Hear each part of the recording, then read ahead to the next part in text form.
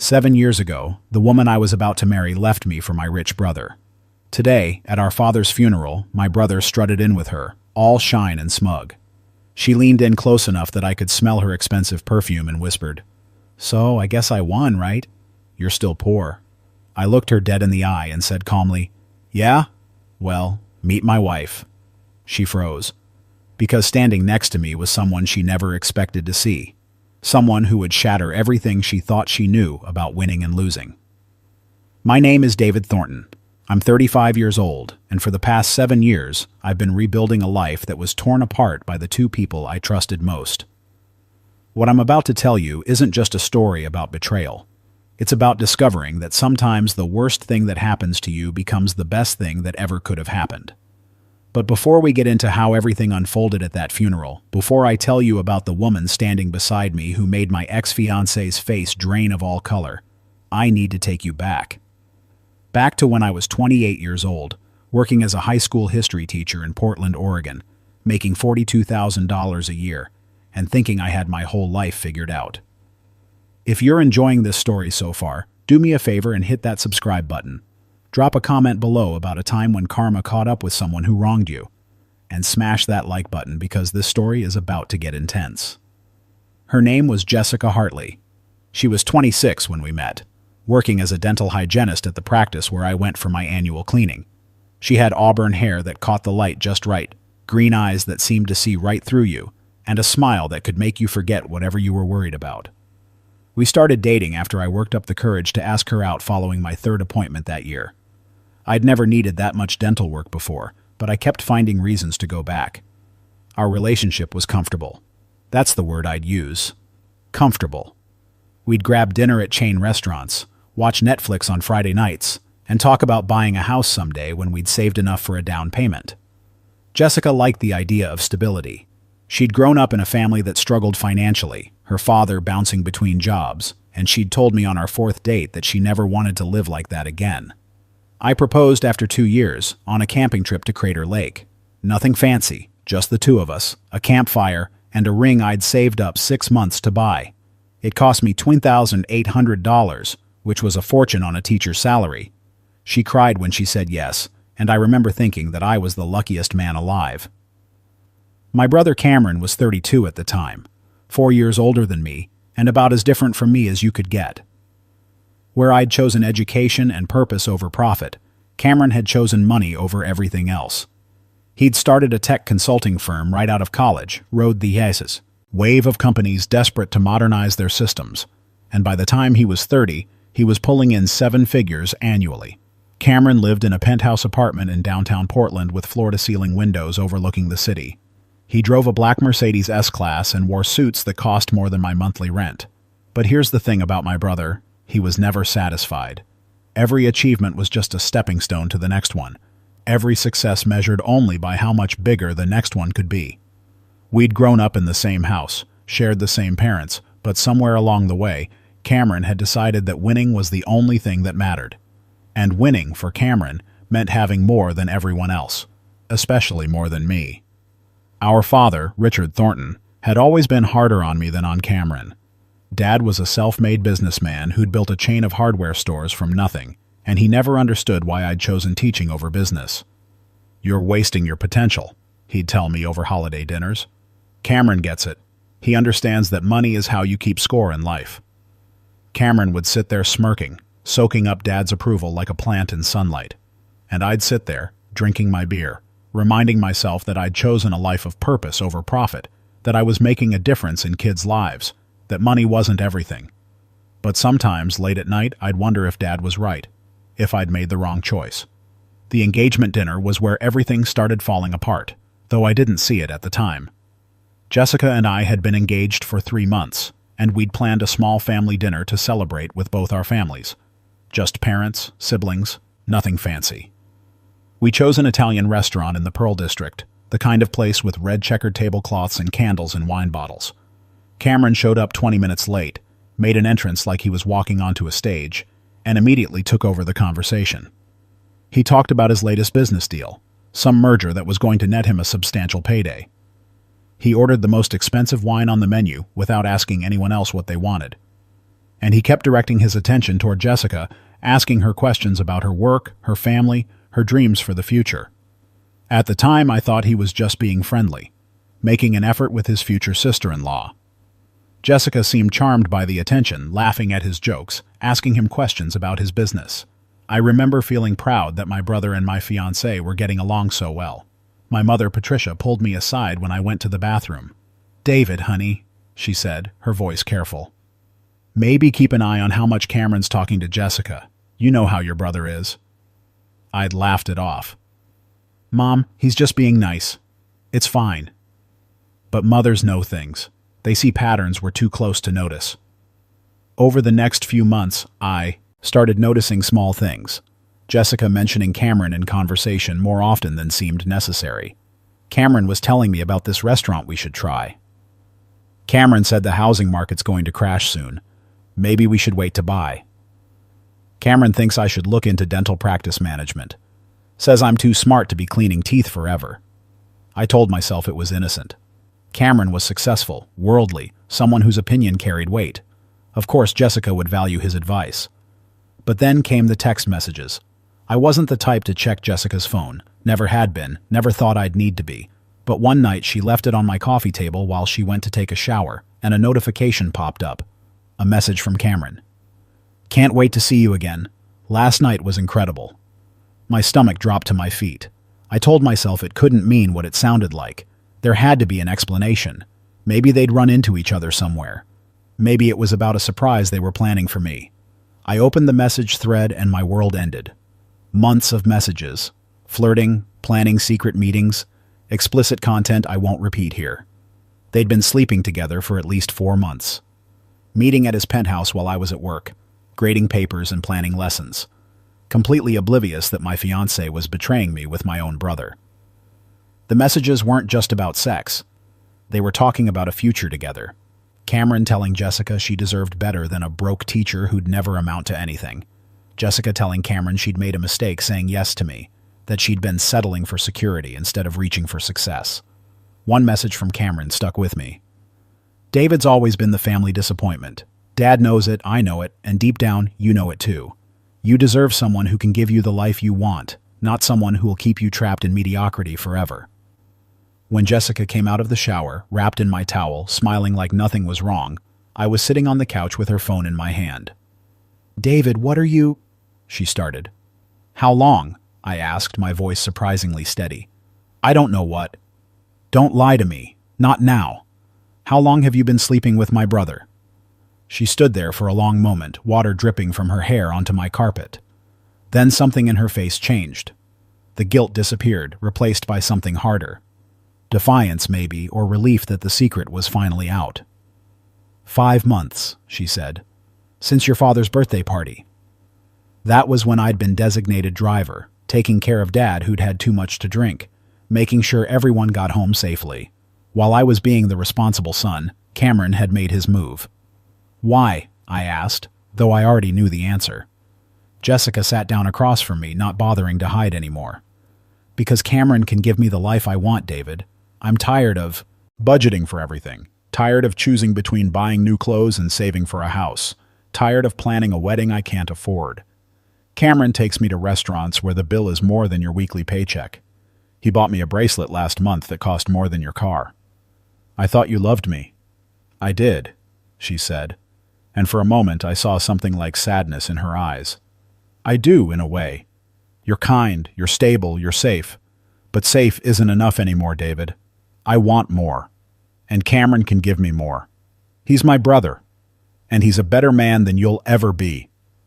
The words came out cold, matter of fact. "I'm sorry if that hurts, but it's the truth. You chose to be a teacher making nothing while Cameron built an empire. You chose mediocrity while he chose success. And I'm choosing him." She went into my bedroom, got dressed, and packed the few things she kept at my apartment. The engagement ring I'd saved 6 months to buy sat on my coffee table where she'd placed it. She didn't even look back when she walked out the door. I sat there in my apartment, staring at that ring, and realized I'd lost everything. My fiancé, my brother, my faith in family, all in the span of 20 minutes. The next day, I called Cameron. He answered on the third ring, his voice carrying that smug satisfaction that would haunt me for years. "I figured you'd call," he said. "How could you do this?" "How could I not?" Cameron replied. "Jessica's an amazing woman, David. Smart, beautiful, ambitious. She deserves someone who can match her ambition. Someone who's not content being a glorified babysitter making poverty wages. She was engaged to me. And now she's with me. That's how the world works, little brother. The strong take what they want. The weak complain about fairness. We're family, Cameron." He laughed. Actually laughed. "Family is just an accident of birth, David. It doesn't mean anything. Jessica chose me because I'm the better option. Maybe this will teach you that your choices have consequences." I wanted to drive to his penthouse and put my fist through his face, but I didn't. I just hung up and sat there, feeling like someone had hollowed me out with a spoon. The worst part came 2 weeks later when Cameron and Jessica made it official on social media. Photos of them at expensive restaurants, at charity galas, on a trip to Napa Valley. Jessica wearing designer clothes and jewelry I could never have afforded. Every post felt like a knife in my chest. My mother called, crying. "David, I'm so sorry. I should have said something sooner. I saw the way Cameron looked at her, but I hoped he wouldn't actually—" My father called too, but his message was different. "You need to move on, son. Jessica made her choice. Cameron made his. Fighting about it won't change anything. Just accept it and focus on your own life." No apology. No acknowledgement that what Cameron did was wrong. Just disappointment that I couldn't handle it better. That's when I realized I was truly alone. The next 6 months were the darkest of my life. I lost 15 pounds because I couldn't eat, couldn't sleep more than a few hours at a stretch, showed up to work looking like death, going through the motions of teaching while feeling dead inside. My students noticed. One of them, a kid named Tyler, who always sat in the back, stayed after class one day. "Mr. Thornton, are you okay? You seem really sad." I tried to brush it off, but Tyler didn't let it go. "My mom says when you're going through something hard, you gotta keep going anyway, even when you don't want to. She says that's what brave looks like." Tyler's mother was a single parent working 2 jobs. I had met her at parent-teacher conferences, seen the exhaustion in her eyes, the determination, and here was her kid, trying to encourage his teacher who was falling apart. That conversation stuck with me. Tyler's mom didn't have the luxury of falling apart. She just kept going. Maybe I needed to do the same. I started seeing a therapist named Dr. Helen Morrison. She was expensive, ate into my already tight budget, but she was worth every penny. Dr. Morrison helped me understand that what Cameron and Jessica did said nothing about my worth as a person and everything about their character. "You chose a career based on values," she told me during one session. "They chose each other based on greed and status. Who do you think is going to be happier in the long run?" "They seem pretty happy in all their photos," I said bitterly. "Social media is a highlight reel, David. Nobody posts the fights, the doubts, the moments when they realize they've built a relationship on a foundation of betrayal. Give it time." I started running. Not because I wanted to, but because I needed to do something with the anger burning inside me.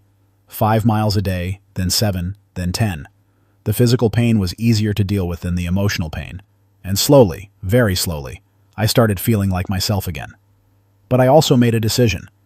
I was done being the family disappointment. Done being the guy everyone underestimated. I was going to build something, prove that my father and Cameron were wrong about me. I just didn't know what yet. The answer came from an unexpected place.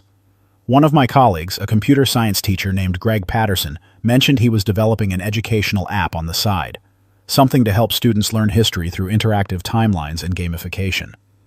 "Problem is," Greg said over lunch, "I can build the software, but I don't know enough about history curriculum to make it actually useful. Every time I try to write content, it sounds like a Wikipedia article." "Want some help?" I offered. That casual conversation became a partnership. Greg and I spent our evenings and weekends building History Quest, an app that made learning history engaging for students who'd grown up with smartphones and short attention spans. We poured everything we had into it. Money, time, expertise. 6 months after we launched, we had 10,000 downloads. A year later, 100,000. School districts started reaching out, wanting to license it for their entire systems. Educational publishers wanted to acquire it. 2 years after that lunch conversation, Greg and I sold History Quest to one of the largest educational publishers in the country for $8 million. After taxes, legal fees, and splitting it with Greg, I walked away with $3.2 million. I was 31 years old, and suddenly wealthy beyond anything I'd imagined. But here's what Cameron and Jessica never understood. The money didn't change who I was. I kept teaching for another year because I loved it. I bought a modest house, not a penthouse. I drove a reliable car, not a status symbol. And I used a significant portion of that money to establish a scholarship fund for students from low-income families who wanted to become teachers. I didn't advertise my wealth, didn't post about it on social media, didn't send Cameron a gloating message. I just lived my life, quietly, purposefully, and tried to move on from the betrayal that had nearly destroyed me. Moving on included dating again, though I was cautious to the point of paranoia. Every woman I met, I found myself wondering if she was interested in me or what I could provide. It made relationships difficult, always looking for ulterior motives, always waiting for betrayal. Then I met Sarah Chen at a teachers' conference in Seattle. She was a special education teacher from Sacramento, passionate about inclusive education, funny in a dry way that took me by surprise. We talked for 3 hours over conference center coffee, and I didn't mention my financial situation once. Sarah was different from Jessica in every way that mattered. Where Jessica had been focused on appearance and status, Sarah cared about substance and impact. She drove a 10-year-old Honda Civic and didn't apologize for it. She wore jeans and comfortable shoes instead of designer labels. And when she talked about her students, her face lit up with genuine love. We dated long distance for 8 months before I asked her to move to Portland. Before I did, I told her everything about my past, about Jessica and Cameron, about the money from selling History Quest. I needed to know if the money would change things. Sarah listened to everything, then looked at me and said, "David, I don't care about your money. I care that you used it to help students become teachers. That tells me who you are. The rest is just numbers in a bank account." We got married a year later. Small ceremony, just close friends and my mother. I didn't invite my father or Cameron. They weren't part of my life anymore, and I was okay with that. For the next 3 years, Sarah and I built a life together. We traveled during summer breaks, hosted game nights with other teachers, talked about maybe starting a family someday. I was happy, genuinely happy, in a way I'd never been with Jessica. Then my father died. The call came from my mother on a Tuesday morning. "David, it's your father. He had a massive heart attack. He's gone." I felt something, but it wasn't grief. It was more like closing a book you never really enjoyed reading. My father and I hadn't spoken in 6 years, not since I told him I wouldn't be attending Cameron's wedding to Jessica. He'd called me ungrateful, said I was holding a grudge over something that worked out for the best. "There's going to be a funeral," Mom said. "I know things have been difficult, but I need you there. Please, David, for me." I looked at Sarah, who was watching me with concerned eyes. "We'll be there," I told Mom. The funeral was at St. Michael's Catholic Church, the same church where my father had attended Mass every Sunday for 40 years. I wore a dark suit and stood in the back with Sarah watching people file in. Business associates, employees from his hardware stores, neighbors, family friends. Then Cameron and Jessica walked in. 7 years had passed since I'd seen them in person. Cameron looked older, some gray in his hair, lines around his eyes that hadn't been there before. He was wearing a suit that probably cost $5,000, but something about him seemed diminished, like he was working too hard to appear successful. Jessica was on his arm, wearing a black dress that screamed expensive. She'd aged well, still beautiful, but there was something hard in her face now, something that hadn't been there when she was 26. They saw me standing there with Sarah. Cameron's face went carefully neutral. Jessica's eyes widened slightly, then narrowed as she took in Sarah, processed what her presence meant. After the service, people gathered in the church hall for coffee and reminiscing. I was standing with Sarah, listening to one of my father's old business partners tell stories, when Cameron approached. "David," he said, extending his hand like we were business acquaintances. "Thanks for coming." I looked at his hand for a long moment before shaking it briefly. "Mom asked me to be here." "Right." Cameron's smile was forced. "This is awkward." Is it? I asked. I hadn't noticed. Jessica appeared at Cameron's side, and I saw her eyes assessing Sarah with the calculation of a jeweler examining a competitor's work. David, Jessica said, her voice saccharine, it's been so long. Not long enough, I replied evenly. She laughed like I'd made a joke. Still bitter, I see, after all these years. Sarah's hand found mine, squeezed gently. A reminder to stay calm, to not engage. I'm not bitter, I said. I'm grateful. You did me a favor. Jessica's smile faltered. A favor? You showed me who you really were before I made the mistake of marrying you. That's worth more than any ring. Cameron stepped forward slightly, protective mode engaging. Come on, David. We're at our father's funeral. Can't we be civil? I am being civil, I said. Civil would be ignoring you completely. What you did to me wasn't civil, Cameron. It was calculated cruelty. But I've moved on. Clearly, Jessica said, her voice dripping with sarcasm as she looked at Sarah. Though I have to say I expected you to end up with someone a bit more impressive. That's when Sarah spoke up, her voice calm but firm. Impressive how? Morally? Professionally? Because I'm fairly certain I've got you beat on both counts. Jessica's face flushed red. Excuse me? You heard me, Sarah continued. I don't know you, and honestly, I don't want to, but I know what you did to my husband 7 years ago, and I know that people who build their relationships on betrayal rarely end up happy. Oh, we're very happy, Jessica said quickly. Too quickly. Cameron's business is doing amazing. We have everything we could want. Except integrity, Sarah said simply. Cameron's jaw tightened. You don't know anything about us. I know enough, Sarah replied. I know you're the kind of man who steals from his own brother. That tells me everything I need to know about your character.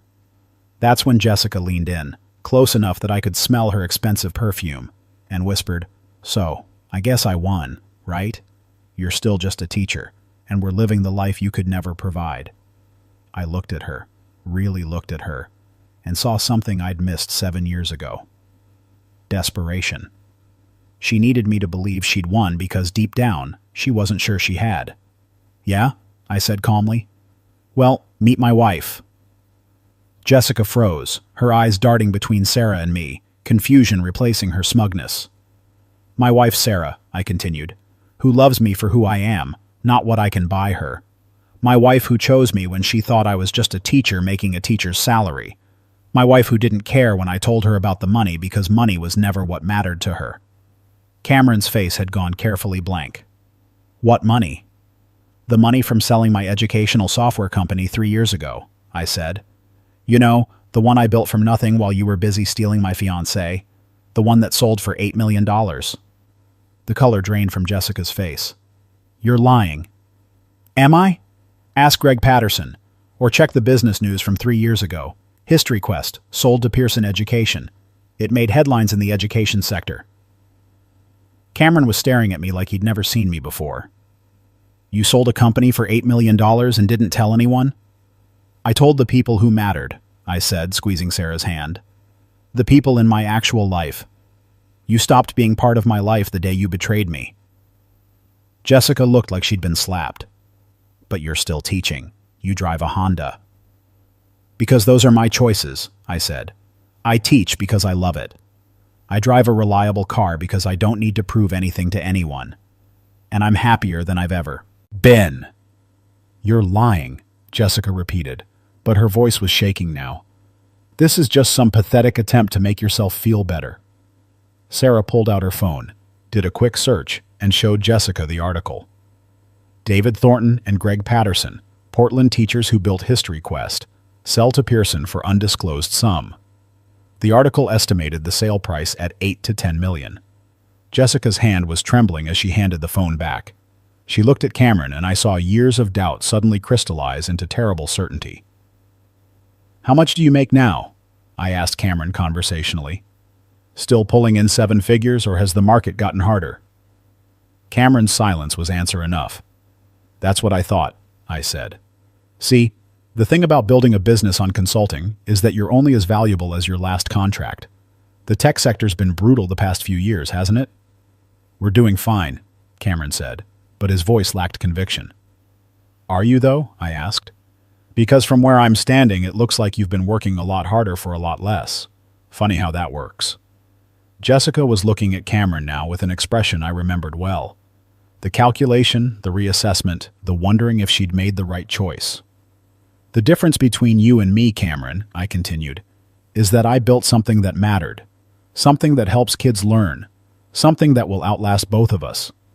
What have you built besides a reputation for betraying family? This is ridiculous, Cameron said, but he was already turning away. Jessica, let's go. But Jessica wasn't moving. She was staring at Sarah, taking in her simple dress, her lack of jewelry, her obvious contentment. You really don't care about the money? Jessica asked Sarah. Not even a little bit, Sarah replied. I care that David established a scholarship fund for future teachers with a significant portion of it. I care that he still shows up to work every day because he loves teaching. I care that he's kind and honest and doesn't measure his worth by his bank account. The money's just bonus. Jessica looked at me one last time, and I saw something break behind her eyes. 7 years of telling herself she'd made the right choice, that she'd won, that leaving me for Cameron was the smart play. And in one conversation, all of that crumbled. I hope you're happy, she said quietly, and for the first time, it didn't sound like an insult. It sounded like a plea. I am, I said honestly. I really am. Cameron grabbed Jessica's arm and practically dragged her toward the exit. As they left, I heard her say something to him, her voice sharp with accusation. He responded angrily, defensively. The perfect couple's facade was cracking, and I wasn't even sad to see it. My mother appeared at my side, having watched the entire exchange from across the room. That was intense, she said softly. That was 7 years coming, I replied. Your father would have been proud, Mom said. Not of Cameron, of you. He was wrong about you, David. I think he knew it at the end, but he was too stubborn to admit it. I looked around the church hall at people saying goodbye to my father, and realized I'd already said my goodbye years ago. When he chose Cameron's success over my dignity. When he made it clear that money mattered more than character. You ready to go home? Sarah asked. More than ready. As we walked to our car, I thought about everything that had happened. 7 years ago, losing Jessica had felt like the end of my world. Now I understood it had been the beginning of something better. Cameron had taken Jessica thinking he was winning some competition, but all he'd really done was save me from a marriage that would have slowly poisoned both of us. Jessica wanted someone who could buy her things. Cameron wanted a trophy to prove his superiority. They deserved each other. I'd found someone who saw me, really saw me, and loved what she saw. Someone who chose me when I was just a teacher and didn't change when she learned I was wealthy. Someone who valued the same things I did, who made me laugh, who made me want to be better. That's not winning or losing. That's just finding the right person finally. 6 months after the funeral, I got a call from my mother. David, I thought you should know. Cameron and Jessica are getting divorced. I'm sorry to hear that, I said, and meant it. Not because I wanted them to be happy together, but because divorce is painful no matter who's going through it. Jessica left him, Mom continued. Apparently, she'd been having an affair with one of Cameron's business partners, someone wealthier. Cameron's devastated. I thought about that for a moment. Jessica doing to Cameron exactly what she'd done to me. The symmetry was almost poetic. How's Cameron taking it? I asked. Not well. He called me last night, crying. Said he didn't understand how Jessica could do this to him, after everything he'd given her. I laughed. Couldn't help it. He's serious? Completely. I tried to point out the irony, but he didn't want to hear it. He's asking if you'd be willing to talk to him, brother to brother. Tell him I hope he finds someone who loves him for who he is, not what he can provide, and tell him that's the only advice I'm willing to give him. Mom was quiet for a moment. You've really moved on, haven't you? I have, I said, looking across the room where Sarah was grading papers at our kitchen table, completely absorbed in her work. Turns out the best revenge is just living well. That was 2 years ago. Sarah and I now have a daughter, Emma, who's 14 months old and has her mother's determination and, apparently, my stubbornness. We're still teaching, still living in our modest house, still driving reliable cars. I see my mother regularly. She's part of Emma's life, a doting grandmother who finally understands that success isn't measured in dollars. I haven't spoken to Cameron since the funeral. Last I heard, he's working as a consultant for someone else's firm, trying to rebuild his reputation. Jessica's on her third marriage, still chasing wealth, still convinced that the next rich man will finally make her happy. The scholarship fund I established has sent 12 students to college to become teachers. 3 of them have already graduated and are teaching in underserved communities. That matters more to me than any amount of money in my bank account. People ask me sometimes if I ever think about what my life would have been like if Jessica hadn't left me for Cameron. And the truth is, I do think about it. I think about how I'd be married to someone who saw me as a means to an end rather than a partner. I think about how I'd have missed meeting Sarah, missed having Emma, missed building something that actually matters. What Cameron and Jessica did to me was one of the cruelest things you can do to another person. They betrayed my trust, destroyed my family, and nearly broke me completely. But they also freed me to become who I was meant to be. That day at the funeral, when Jessica asked if she'd won, she was asking the wrong question. This was never a competition. It was 2 people making choices about what kind of life they wanted to live and what kind of person they wanted to be. I chose integrity over appearance, purpose over profit, and real love over convenient status. And 7 years later, standing in that church hall with Sarah by my side, I got to see Jessica realize she'd chosen wrong. That's not revenge. That's just karma finally showing up to collect what it's owed. The best part? I didn't have to do anything except live my life, be honest, work hard, and love the people who deserved my love. Everything else took care of itself. So yeah, Jessica, I guess you could say you won. You got Cameron, got his money, got the lifestyle you wanted. For a while. But I got Sarah, I got Emma, I got peace. I got to build something meaningful. And I got to sleep at night knowing that every single thing in my life was earned honestly, chosen deliberately, and built on a foundation that won't crumble the moment someone wealthier comes along. You tell me who won. If this story resonated with you, if you've ever been betrayed and wondered if you'd ever find happiness again, drop a comment below. Share your story. You're not alone. And don't forget to subscribe for more stories about how life has a way of working things out, even when it feels like everything's falling apart. Hit that like button, and I'll see you in the next one.